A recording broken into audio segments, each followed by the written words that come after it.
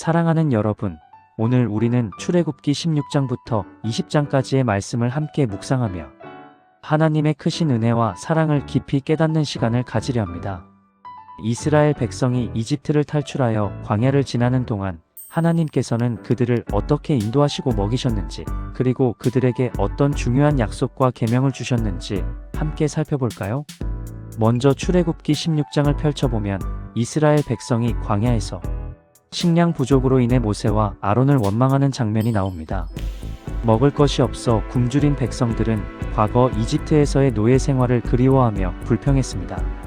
그때 하나님께서는 그들의 불평을 들으시고 저녁에는 메추라기를, 아침에는 만나를 내려주시는 놀라운 기적을 베푸셨습니다.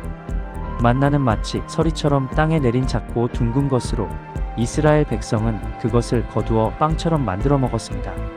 하나님께서는 매일 아침 만나를 내려주시면서 그들이 하루하루 하나님의 은혜에 의지하며 살아가도록 훈련하셨습니다. 또한 안식일에는 만나가 내리지 않으니 미리 거두어 안식일을 준비하게 하셨습니다. 이는 하나님을 경외하고 안식일을 거룩하게 지키라는 중요한 교훈을 담고 있습니다. 다음으로 출애굽기 17장에서는 백성들이 물이 없어 다시 모세에게 불평하는 장면이 나옵니다. 하나님께서는 모세에게 반석을 쳐서 물을 내게 하시는 기적을 베푸셨습니다.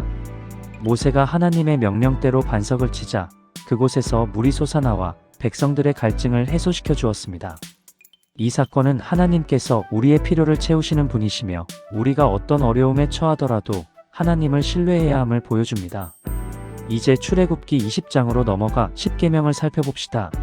십계명은 하나님께서 시내산에서 모세에게 주신 10가지 중요한 계명으로 하나님의 백성으로서 어떻게 살아가야 하는지를 보여주는 핵심적인 가르침입니다. 십계명은 크게 두 부분으로 나눌 수 있습니다. 첫 번째 부분은 하나님과의 관계에 대한 계명으로 하나님만을 섬기고 우상을 숭배하지 말며 하나님의 이름을 망령되이 일컫지 말고 안식일을 기억하여 거룩하게 지키라는 내용입니다.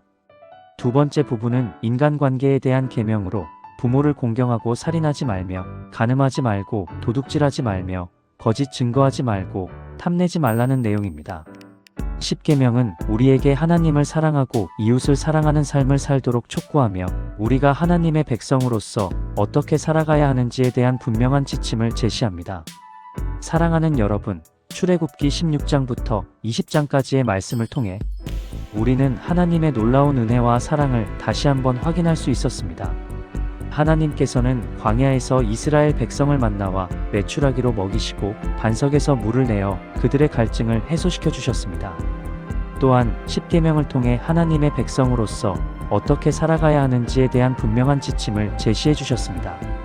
이제 우리도 이스라엘 백성처럼 하나님의 은혜에 감사하며 십계명을 따라 사랑과 정의를 실천하는 삶을 살아가도록 노력합시다. 오늘 말씀을 기억하면서 우리 삶 속에서 하나님의 뜻을 구하고 그 뜻에 따라 살아가는 복된 하루가 되기를 축원합니다. 혹시 주변에 어려움을 겪고 있는 이웃이 있다면 오늘 배운 말씀을 기억하며 따뜻한 위로와 도움을 전하는 것은 어떨까요? 작은 실천이 큰 변화를 가져올 수 있습니다.